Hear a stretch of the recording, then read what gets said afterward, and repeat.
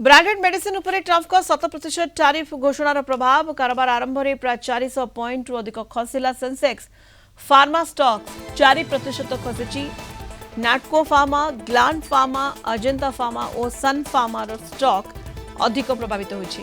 भारतर सबुठारु बड़ औषध निर्माता सन फार्मा सर्वाधिक प्रभावित होइछि। सन फार्मार प्राय 33 रु 35% आय अमेरिका आसे। निफ्टी फार्मा सूचकांक प्राय 2.5% कमी। अधिक आलोचना करबा वरिष्ठ चार्टर्ड अकाउंटेंट श्रीयुक्त राजीव साहू आम सहित जोड़ी होती वर्तमान फोन लाइन रे। श्रीयुक्त साहू आपन आलोचना को स्वागत करबा को चाहिबी।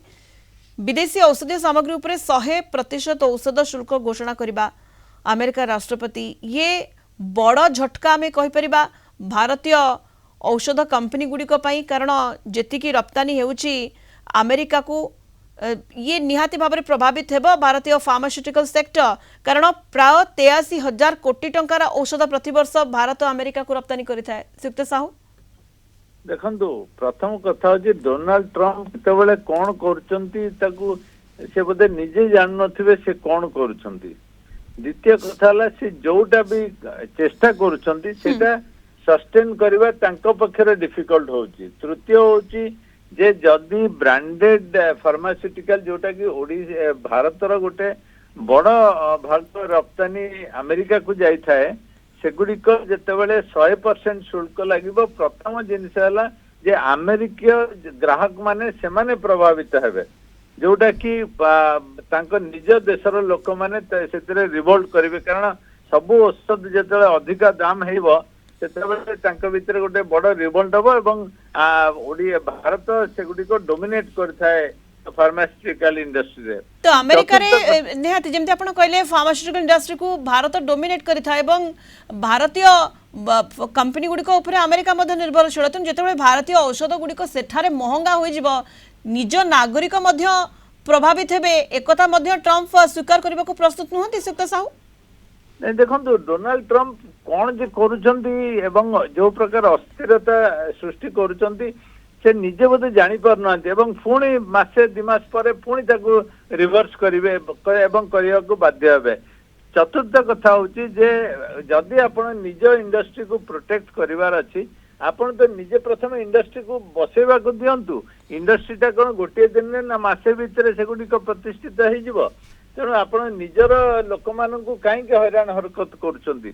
आउे जदि देखिए जे भारतीय औषध 100% शुल्क तो निश्चय बाधिब, किंतु कम्पीट करने भारत सांगरे सारा पृथ्वी रे बोधे बहुत कम देश थिबो जोगुड़िक ताकू कम्पीट करि परिबो, कारण भारतर कॉस्ट ऑफ प्रोडक्शन भारत रे जेतिकी फार्मास्यूटिकल रे आमे आगेइछु सेगुड़िक सांगरे प्रतिद्वंदी करबा मु भाबुची डिफिकल्ट हबो।